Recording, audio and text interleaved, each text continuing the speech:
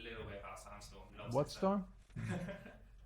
The track was released in '99, but I actually made that thing about a year and a half or something earlier. It was interesting because I didn't get anywhere with the riff then, and it sort of just stayed on my hard drive, and later on I sort of went through and found it.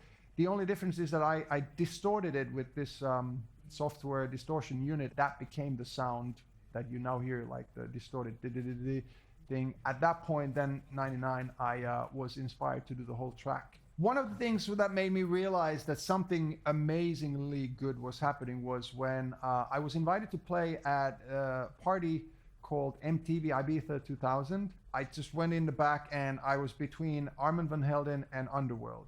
Okay, that was cool for me, but then it was even cooler when I saw the actual poster, like meters and meters and meters tall and wide, and I looked at it and there was Underworld, myself, Armand van Helden, Paul van Dyk, Boy George, Eric Murillo, whoever, on the same poster, and I was thinking, like, now I'm somewhere.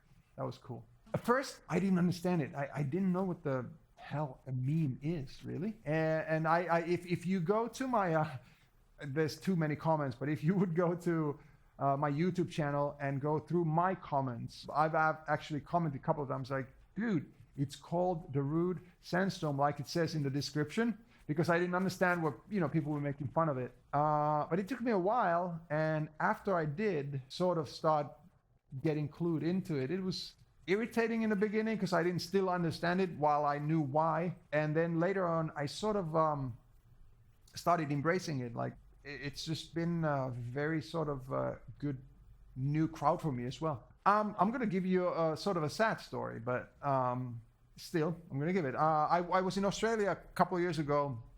I played a big festival in Sydney, and I was approached by some people to meet a big sort of party. This girl's boyfriend had died in a motorbike accident, and his favorite track was Sandstorm. And so I was able to meet these people. They came in a bus. There was about 40 of them. This girl was the organizer of the thing. We had an amazing backstage meet and greet. Amazing in a sense that it was emotional. It was the best thing I could do in that situation, but it wasn't fun. And so I met 40 people who were basically telling their stories. We were all crying. I guess my track had an effect on his life and their life. And so there we are, sharing stories, crying, and all of a sudden it's like, okay, 5 minutes, you're on.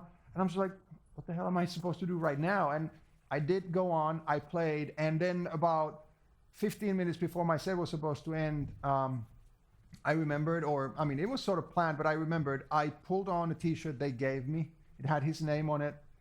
40 people in the crowd had the same t-shirt on, and I played Sandstorm, and they were going nuts.